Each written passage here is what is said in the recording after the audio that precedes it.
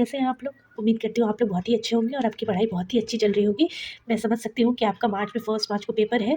सो कोई बात नहीं, आप काम रहिए, अच्छे से पढ़िए, अच्छे से रिवीजन करिए, इंपॉर्टेंट टॉपिक्स पे ध्यान दीजिए और पीवाईक्यूज़ को सॉल्व करिए। घबराने की बिल्कुल ज़रूरत नहीं है, आप कर सकते हैं, आप कर लेंगे। ठीक है? आप ऐसे ही सोचिए और आप ऐसा ही करेंगे। तो आज हम इस वीडियो में बात करने जा रहे हैं कि सेक्शन ए के कुछ इंपॉर्टेंट फार्मूलाज़ को मैंने कुछ फार्मूलाज़ को कंपाइल करने की कोशिश की है, जो इंपॉर्टेंट टॉपिक्स है फॉर सेक्शन ए। ठीक है? इसके पहले मैं एक वीडियो लाई थी जिसमें लिखा हुआ था कि उसमें मैंने बताया था कि कौन-कौन से इंपॉर्टेंट टॉपिक्स हैं, पर इस वाली वीडियो में हम ये बात करेंगे कौन-कौन से इंपॉर्टेंट फार्मूलाज़ हैं उस टॉपिक से रिलेटेड। मैं ये तो नहीं कह सकती कि आप इन फार्मूलाज़ को पढ़ के जाएँगे और आपका पूरा का पूरा सेक्शन ए सॉल्व हो जाएगा, ऐसा नहीं है। बट हाँ, आप इसमें से maximum question 8 to 10 easily attempt कर पाएँगे। कभी-कभी हम कुछ क्वेश्चंस या फार्मूलाज़ भूल जाते हैं ओवर द पीरियड, हमें लगता है कि हमें याद है, पर ऐसा होता नहीं है। सो आप एग्ज़ाम से पहले एक बार इस सब फार्मूला को देख कर जाइएगा, होपफुली आपका क्वेश्चन ज़रूर सॉल्व होगा। सो आइए चलिए देखते हैं कौन-कौन से फार्मूलाज़ हैं। पहला है परसेंटेज का फॉर्मूला, इससे क्वेश्चन आता है। परसेंटेज का फॉर्मूला होता है वैल्यू, जो भी हमने वैल्यू पाया है, जैसे हमने सपोज 100 मार्क्स का पेपर है तो हमने अगर 80 पाया तो 80 मार्क्स जो ऑब्टेन्ड मार्क्स है वैल्यू बाई टोटल वैल्यू जो 100 मार्क्स का पेपर था वो, यानी 80/100 इंटू 100 इंटू करते हैं तो हमें परसेंटेज मिल जाता है। ये इन जनरल हम लोग सबको पता होता है। इफ़ एग्जाम्पल 40 स्टूडेंट जो है वो पास आउट कर चुके हैं और उनको 50 मिले हैं, तो पास परसेंटेज हमें निकालना होगा। तो हमें पता चलेगा कि ऑलमोस्ट उस क्लास में 80% बच्चे ने जो है वो अच्छे स्कोर किए हैं और पास आउट हो गए हैं। तो ऐसा क्वेश्चन भी आता है। ठीक है?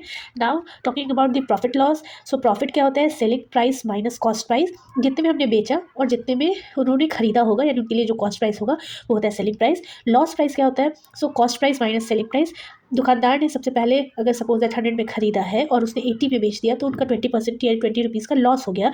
वो होता है लॉस। प्रॉफिट परसेंट हम लोग कैसे निकालते हैं? जो हमने प्रॉफिट गेन किया, मतलब selling price minus cost price divided by the cost price into 100, तो हम इससे परसेंटेज निकाल सकते हैं। नाउ लॉस परसेंट कैसे निकालते हैं? जितना उन्हें लॉस हुआ बाय कॉस्ट प्राइस, ठीक है, इंटू 100। बेसिकली प्रॉफिट लॉस से क्वेश्चन आता है। ठीक है? तो आप इसको पढ़ के जाइएगा। Now talking about the ratio and proportion, इससे भी क्वेश्चन आता है। रेशियो क्या होता है? Quantity 1 divided by quantity 2। अगर आपको सपोज दैट एक का क्वांटिटी दिया हुआ है एक्स अमाउंट एंड दूसरे का क्वांटिटी वाई अमाउंट, आप उनको डिवाइड कर देंगे और उनका रेशियो निकल जाएगा। आप कोशिश करिएगा कि उसको मतलब सबसे ज़्यादा मतलब लोएस्ट फॉर्म में ले आए। प्रपोर्शन क्या होता है? A is to B equal to C is to D, या A by B equal to C by D. Example, if a ratio of a boy to a girl is 3:2, it means for every boy 3 boys there is 2 girl. इसका मतलब यही हुआ कि 3 लड़कों में से वहाँ 3 लड़कों पे 2 लड़कियाँ हैं। ठीक है? तो आपको ऐसा निकालना पड़ेगा। टाइम, स्पीड एंड डिस्टेंस से इंपॉर्टेंट है, ये क्वेश्चन आते ही हैं। स्पीड का फॉर्मूला होता है डिस्टेंस बाई टाइम। डिस्टेंस का फॉर्मूला होता है स्पीड इंटू टाइम। कन्वर्जन क्या होता है? 1 kilometre per hour equal to 5/18 metre per second. ये किलोमीटर आवर से मीटर पर सेकेंड में चेंज किया है। मीटर पर सेकेंड से हम लोग किलोमीटर पर आवर में कैसे चेंज करेंगे? 18/5 करके।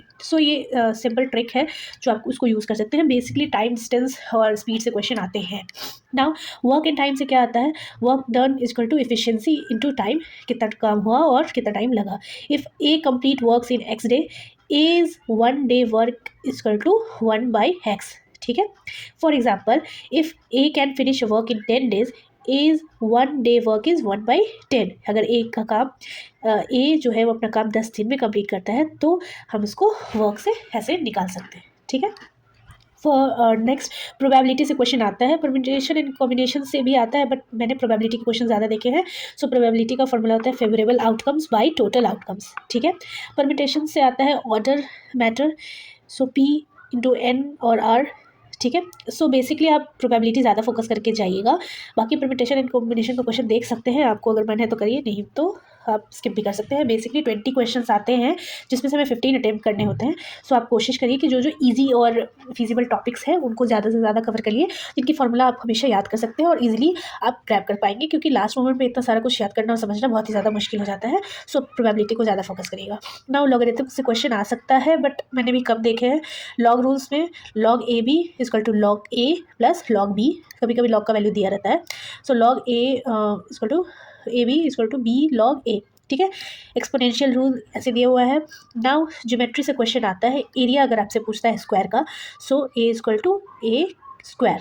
रेक्टेंगुलर का पूछेगा तो लेंथ इंटू ब्रेथ। सर्कल का पूछेगा तो पाई आर स्क्वायर। ठीक है? वॉल्यूम पूछते हैं, वॉल्यूम पूछेंगे क्यूब का, V equal to A cube. Cylinder का पूछेंगे तो pi R square H. Sphere का पूछेंगे तो 4/3 पाई आर क्यों। सो ये इम्पॉर्टेंट है, आप इससे क्वेश्चन आते ही आते हैं और आप एकदम पढ़ के जाइएगा। कभी कभी हमें लगता है कि एरिया ही तो पूछा है, वॉल्यूम ही तो पूछा है, बट नहीं, हम कभी कभी वहाँ पे फॉर्मूला मिस कर जाते हैं। सो आपको इस पर ध्यान देना होगा। Now data interpretation and average से क्वेश्चन आता है। मीन का होता है sum of observation by total observation, median middle value of arranged data, mode most frequent occurring value. So this is all about the section A important formulas.